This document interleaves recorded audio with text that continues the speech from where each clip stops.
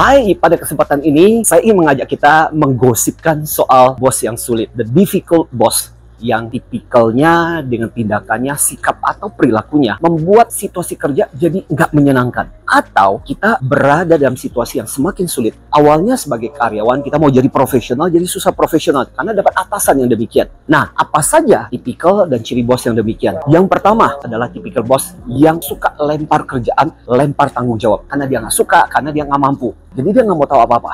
Nah, ini harus kita bedakan dengan mendelegasikan. Nah, buat dia, itu bukan mendelegasikan. Yang dia lakukan adalah melempar kerjaan. Tapi, masalahnya adalah ujung-ujungnya kalau kita bikin salah, Anda juga yang dipermasalahkan. Yang kedua adalah tipikal bos yang suka memeriksa sampai detail. Kita katakan bos yang suka micromanage. Atau dia suka perfeksionis. Segala sesuatu harus dikendalikan, segala sesuatu harus diatur sampai sedetil-detilnya. Mungkin ada persoalan dia nggak percaya, tapi bisa juga karena memang karakternya bos yang demikian. Persoalan terjadi ketika kalau kita udah ngejar deadline, sementara harus menunggu dia memeriksa. Tapi kalau kita udah tahu bos yang demikian, berarti kerjaan Anda harus detail juga. Tipikal bos yang ketiga adalah tipikal bos yang sumbunya pendek.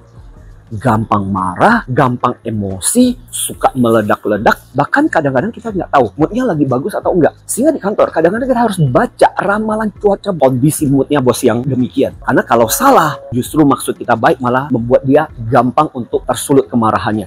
Tipikal bos yang keempat, yang kita anggap selebritis. Orangnya sih ramah, menyenangkan. Cuma satu masalah dengan orang ini, yaitu dia nggak tahu pekerjaan. Jadi dengan bos yang demikian, jangan harap kita bisa bertanya soal pekerjaan kepada dia. Karena dia sama sekali tidak tahu menahu mengenai pekerjaan. Dan dia nggak mengurusi pekerjaan. Dan ini jadi masalah kan, karena nggak bisa diandalkan. Ketika Anda punya problem dengan pekerjaan, nggak akan pernah bisa bertanya sama yang bos yang demikian. Berikutnya, tipikal bos yang kelima adalah bos yang hobinya gosip. Masalahnya adalah ketika kita mau kerja profesional, oleh bos itu diajak untuk gosip dulu. Kalau kita nggak ngikut, dianggap kita nggak meladeni. Tapi kalau kita ikut, waktu kita habis untuk urusan-urusan yang kadang-kadang remeh-temeh. Berikutnya adalah tipikal bos yang suka berubah-ubah. Ini tipikal bos yang pelin-pelan. Berarti kadang kita harus memastikan dulu. Kalau perlu tertulis. Karena kalau enggak, tiba-tiba dia bisa mengelak dan mengatakan, kayaknya aku nggak ngomong kayak gitu deh. Yang terakhir, yang kita bahas di sini adalah tipikal bos yang kita sebut sebagai politikus. Nah, ini adalah tipikal bos yang hobinya melanggengkan kekuasaan.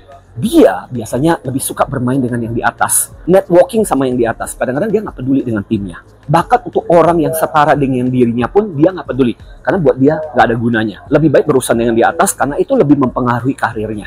Dan kita harus memastikan bahwa kita adalah bagian dari kelompoknya. Kita mendukung dia. Karena kalau nggak, hidup kita dipersulit. So, pertanyaannya adalah, kalau kita dapat bos yang demikian, kita mesti ngapain sih? Pertama-tama, kita harus bisa sadari tipikal bos yang sulit kita itu model yang seperti apa.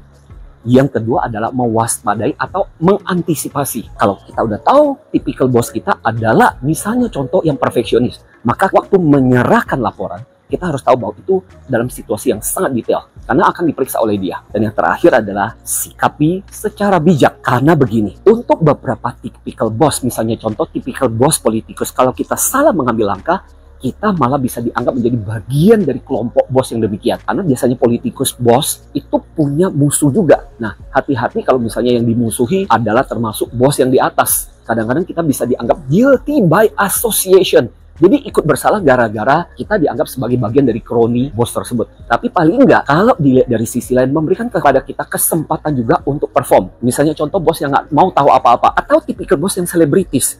Itu memungkinkan buat kita untuk menunjukkan kemampuan kita, performance kita. Tapi sekaligus, obrolan kita pada kesempatan ini sebenarnya juga menjadi tantangan buat para leaders, para pemimpin, para bos. Mudah-mudahan Anda jangan menjadi bos yang demikian.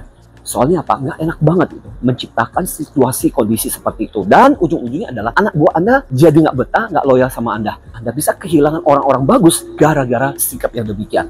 Semoga obrolan ini menjadi inspirasi buat kita. So, be a great leader, be an inspiring leader. Dari Hotel Santika Batam.